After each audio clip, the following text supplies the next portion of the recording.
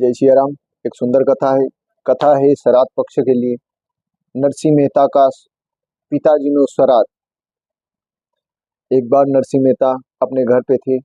बहुत गरीबी में दिन बीत रहे थे।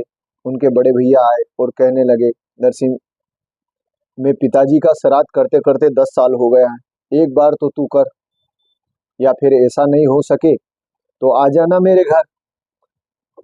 चूल्हा चक्की बनाना है, तैयार करना है, तुम दोनों आ जाना। नरसिंह मेहता और उनकी पत्नी को कहा। इतनी खरी खरी बातें कही नरसिंह मेहता के बड़े भाई ने। अब नरसिंह मेहता की पत्नी को आ गया गुस्सा। उन्होंने कहा, भैया हम भी करेंगे श्राद्ध। नरसिंह मेहता के बड़े भैया ने सोचा, कहाँ से श्राद्ध करोगे? 3 दिन से सिर्फ पानी पी के काम चला रहे हो तुम।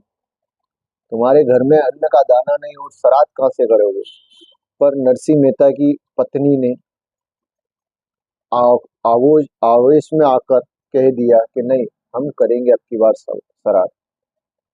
अब श्राद्ध करने के लिए घी, तेल, आटा, चावल सब चीज चाहिए। नरसिंह मेहता तो अपने भजन में मस्त थे। उन्होंने कहा, मेथी ये क्या किया तुमने? हम कैसे श्राद्ध करेंगे? अपने घर में तो कुछ भी नहीं है। पर अब मेथी ने जो कह दिया, नरसिंह मेहता की पत्नी, उन्होंने जो कह दिया वो कह दिया।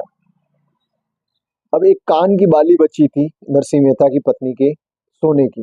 वह सोने की बाली नरसिंह मेहता को दी और कहा कि इसको बेच कर आप सीधा सामान जो भी मिले वो ले आना।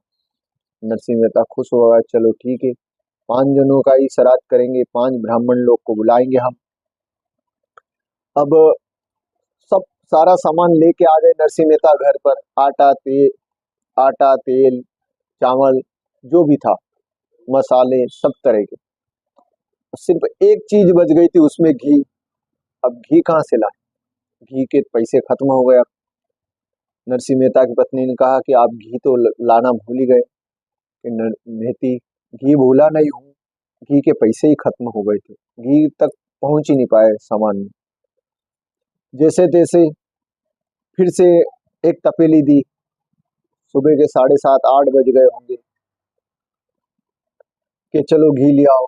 एक हाथ में तपेली घी की और एक हाथ में करताल। करताल बजाते हुए नरसिंह मेहता निकले।